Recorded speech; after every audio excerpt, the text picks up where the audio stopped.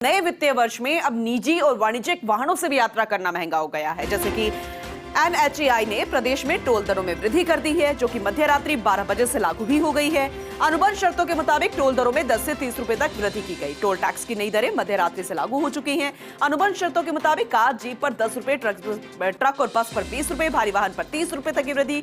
अगर आप अपनी वाहन कार के फास्टैग की बैंक से KYC अपडेट नहीं कराई है तो वो आज से डीएक्टिव भी हो सकता है। इसके बाद फास्टैग में बैलेंस होने के बावजूद पेमेंट नहीं होगा। दोबारा इसे चालू करने के लिए आपको KYC अपडेट करानी होगी। एसोसिएट एडिटर निर्मल तिवारी जी लगातार हमारे साथ बने हुए, एक बार फिर से उनका रुख करेंगे। निर्मल जी, क्योंकि हम कल भी इस पर चर्चा कर रहे थे जब इसे लागू होना था मध्य रात्रि, लेकिन अब ये लागू हो गया है, तो वाहन चालक जो है वो इसे किस तरीके से देख रहे हैं?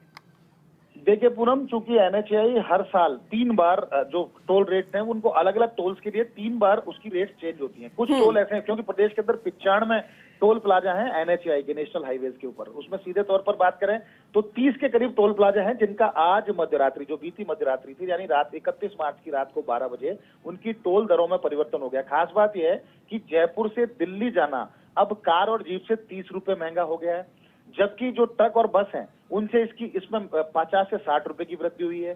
जो हैवी व्हीकल है उनमें 300 रुपए तक की वृद्धि जयपुर से दिल्ली के बीच में हुई है। इसी तरह हम सीधे तौर पर हम बात करें, जयपुर से सीकर जाना भी अब 10 रुपए महंगा हो गया है। टाटिया आवास टोल प्लाजा ने 10 से 30 रुपए अलग अलग वाहनों पे, क्योंकि जिस तरह से लाइट मोटर व्हीकल्स होते हैं जिसमें कार जीप आती है, उसके अलावा ट्रक और बस है, उसके अलावा मल्टी एक्सल जो व्हीकल्स होते हैं और हैवी व्हीकल्स जो होते हैं उनकी सबके अलग अलग स्लैब्स के अंदर उनकी रेटें बढ़ाई है। तो जयपुर से सीकर महंगा हो गया है।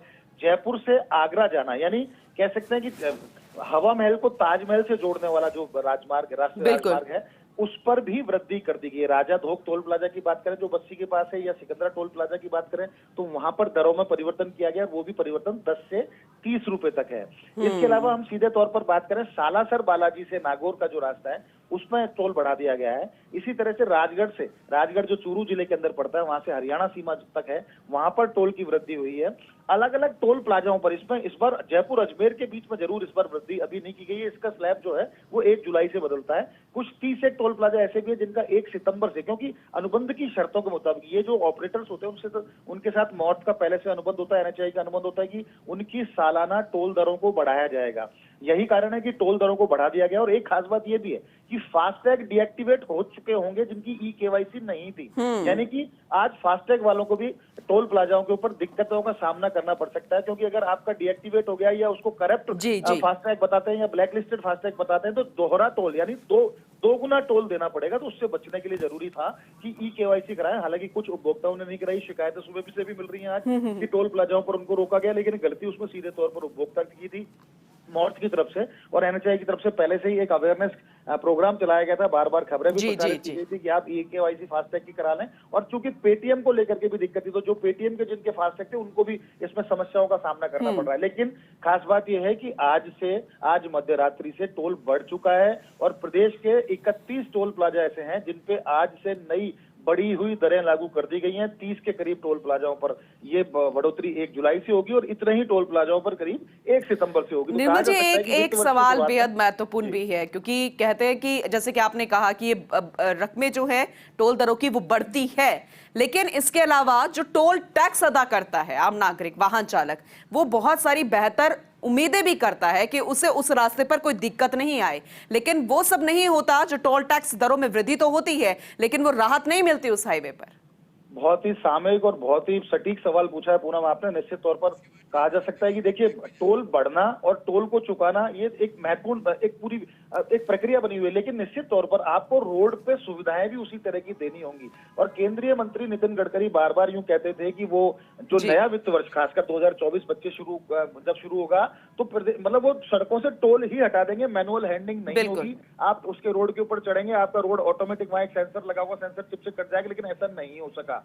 दूसरा, NHAI की तरफ से भी अगर हम सिर्फ राजस्थान की बात करें तो यहाँ जितने भी जो नेशनल हाईवेज निकल रहे हैं वहां पर जगह जगह रोड कट बने हुए हैं, जगह जगह सड़कें खराब हैं, मेंटेनेंस के नाम पे खराब है, SOS टेलीफोन नंबर उसके खराब पड़े। तो निश्चित तौर पर NHAI अगर टोल की दरें बढ़ा रहा है तो उसको यात्रियों को सुविधाएं देनी होंगी। यहाँ जो DK चतुर्वेदी जो राजस्थान के जो RO हैं, रीजनल ऑफिसर, और यहाँ के जो CGM का उनके पास कार्यभार है, उनकी शैली भी कुछ सुस्त दिखाई देती है। तो ऐसे में लगता है ऐसा कि राजस्थान के अंदर जिस तरह की सुविधाएं, राजस्थान की सड़कों का विकास हुआ है, निश्चित तौर पर यहाँ नेशनल नेशनल हाईवेज नए बने हैं, नेशनल हाईवेज का विकास हुआ है। यहाँ पर दिल्ली मुंबई एक्सप्रेसवे जैसा एक जबरदस्त एक्सप्रेसवे यहाँ से निकला है। जी। उसके अलावा अमृतसर जामनगर की बात करें तो वो यहाँ से निकल रहा है। बहुत तमाम तरह के एक्सप्रेसवेज और नेशनल हाईवेज निकले हैं, लेकिन उनपे सुविधाओं का उतना अभाव है।